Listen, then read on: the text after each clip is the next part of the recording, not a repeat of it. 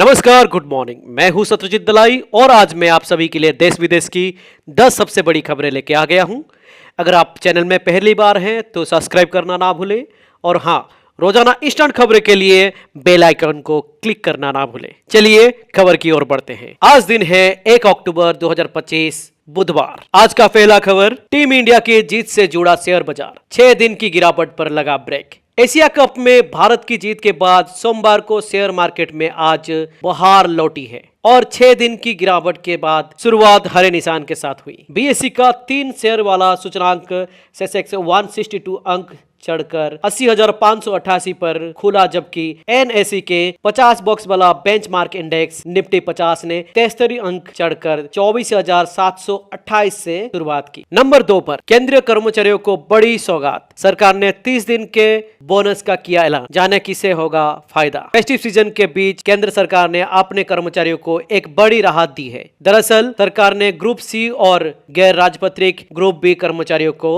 उत्पादकता संबंधी बोनस के रूप में 30 दिनों के सैलरी के बराबर एंड हाफ बोनस देने की घोषणा की है। सोमवार को वित्त मंत्रालय द्वारा जारी आदेश में बताया गया कि 2024-25 के लिए बोनस की राशि 6,908 तक तय की गई है। नंबर 3 पर चीन में भी गूंजी तमिलनाडु भड़कम की पीड़ा। बीजिंग में 41 मौत पर जताया दुख, कहा हमारी संवेदना पीड़ित परिवारों के साथ। चीन ने तमिलनाडु में अभिनेता विजय की रैली में भड़कम में मारे गए लोगों के परिजन के प्रति संवेदना जताई। बीजिंग 29 सितंबर चीन के तमिलनाडु के करूर शहर में अभिनेता एवं नेता विजय की रैली में मची भड़कम में मारे गए लोगों के परिवार के प्रति सोमवार को गहरी संवेदना जताई। शनिवार को हुई भड़कम में 41 लोगों की मौत हो गई थी और कई अन्य घायल हो गए थे। नंबर 4 पर राजस्थान के नागौर में धरती के नीचे मिला सफेद सोने का इतना बड़ा खजाना, चीन का होगा गेम ओवर। चीन का रेयर अर्थ मिनरल्स पर एक छत्र राज के दिन अब जाने वाले हैं। चीन से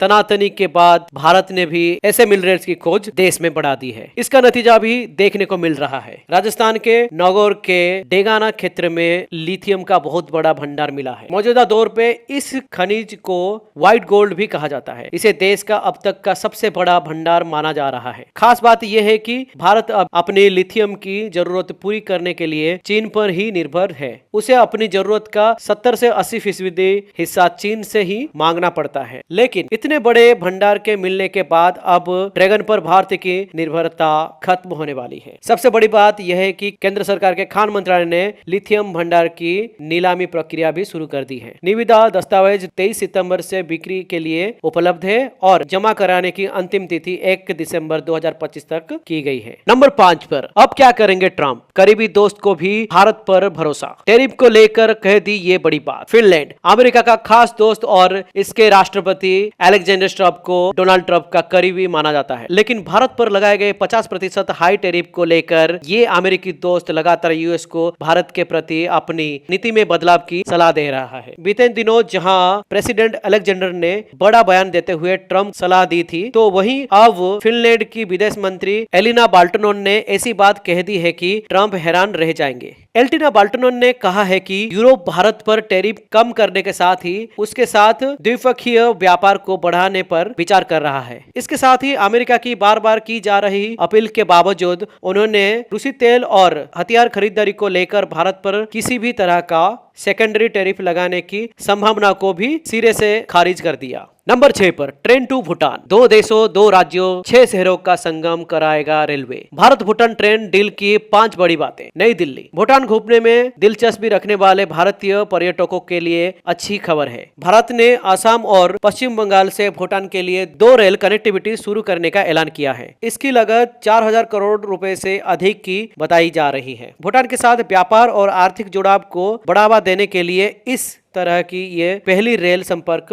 परियोजना है। रेल मंत्री अश्विनी वैष्णव ने और विदेश सचिव विक्रम मिस्त्री ने सोमवार को भूटान के शहरों गेलफू और समस्तीपुर को क्रमशः असम के कोकराझार और पश्चिम बंगाल के बनारहाट से जोड़ने वाली नई रेल परियोजनाओं का डिटेल जारी किया। दोनों परियोजनाओं के तहत 89 किलोमीटर रेल लाइन बिछाई जाएगी और अगले 4 वर्षों में काम पूरा होने की उम्मीद है। नंबर 7 पर भारत का नाम लेकर इजराइल ने ऐसा तहलका मचाया, ट्रंप ने फट से घुमा ली अपनी गर्दन। इजराइल ने भारत का नाम लेकर ऐसा तहलका मचाया है जिसे देखकर लाखों भारतीय लोग भावुक हो उठेंगे। इजराइल अपनी किताबों में भारतीय सेना की बहादुरी के किस्से अपने बच्चों को पढ़ाएगा। इजराइल ने कहा है कि हमें भारतीय सैनिकों ने बचाया है और हमें भारतीय सैनिकों पर गर्व है। इजराइल के हाइफा शहर ने ऑटोमन शासन से मुक्ति में भारतीय सैनिकों को महत्वपूर्ण भूमिका को मान्यता देने के लिए एक ऐतिहासिक कदम उठाया है।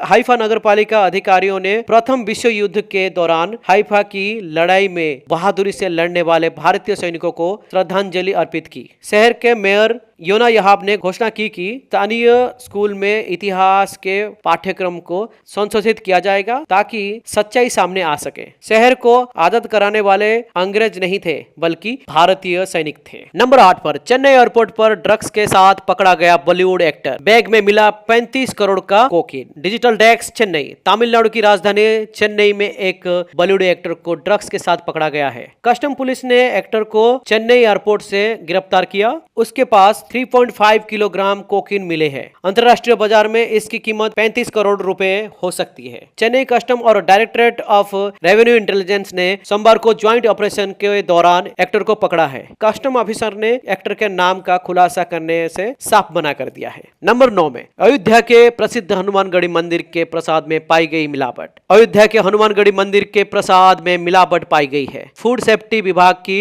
जांच में लड्डू व घी के नमूने शुद्ध नहीं मिले। वो बताया जा रहा है कि विभाग की ओर से लिए गए 3 नमूनों में से 2 फेल हो गए। अयोध्या धाम की एक दुकान से पनीर का नमूना भी जांच में फेल हुआ है। नंबर 10 में तारीख कर लो नोट, कोहली और रोहित की होने जा रही है वापसी। जानिए टीम इंडिया का आगे का पूरा शेड्यूल। करीब 20 दिनों तक चले एशिया कप 2025 का आयोजन समाप्त हो गया। सूर्य कुमार यादव की कप्तानी में टीम इंडिया ने फाइनल में पाकिस्तान को हराकर खिताब जीत लिया है। अब फैंस का इंतजार बहुत जल्द खत्म होने जा रहा है, जब मैदान पर विराट कोहली और रोहित शर्मा नजर आएंगे। दोनों ऑस्ट्रेलिया के खिलाफ वनडे सीरीज में खेलते हुए नजर आएंगे। जानिए इस साल टीम इंडिया का आगामी शेड्यूल। एशिया कप के बाद टीम इंडिया को पहली सीरीज वेस्टइंडीज के खिलाफ खेलनी है। इस घरेलू टेस्ट सीरीज में कुल 2 ही मैच खेले जाएंगे। भारत बनाम वेस्टइंडीज पहला टेस्ट 2 अक्टूबर से नरेंद्र मोदी क्रिकेट स्टेडियम में खेला जाएगा। शुभमन गिल की कप्तानी में टीम इंडिया के स्क्वाड का ऐलान हो गया है। आज के लिए बस खबर इतना ही, कल मिलते हैं, तब तक के लिए धन्यवाद।